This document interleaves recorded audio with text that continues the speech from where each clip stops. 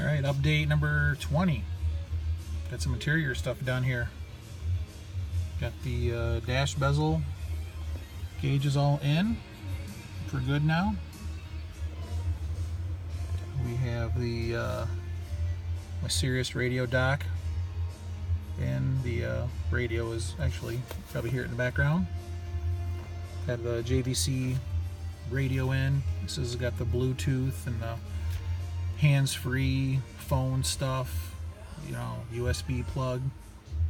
It's got the little microphone right here I put on the column, so I can talk hands-free.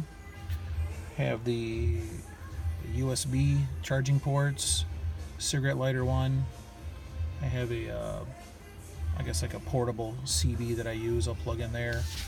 The one down here will be, I'll plug in the Sirius when I use it there. We have switch panel wiring just kind of hanging there, ready to hook up. Front bumper, rock lights, rear bumper. All wired hot so I can have them on anytime, even though the truck's not running.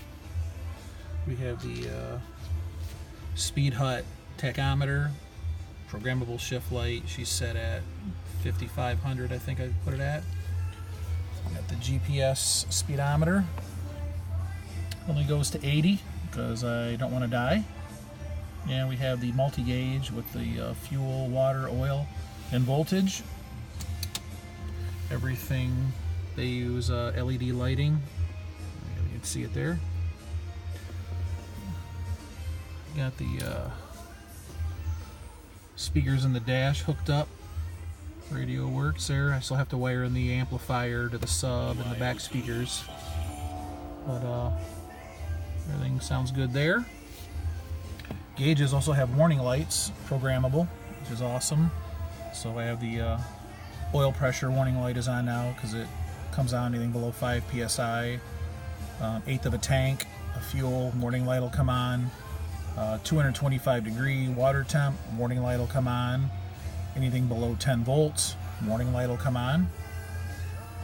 I also have the turn signal indicators all working, and the oh wait, lights ain't on, and the bright light.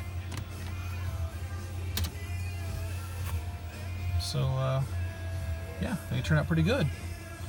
I'm not getting a signal here in the garage for the speedometer to calibrate, so hopefully when I roll it outside that'll calibrate.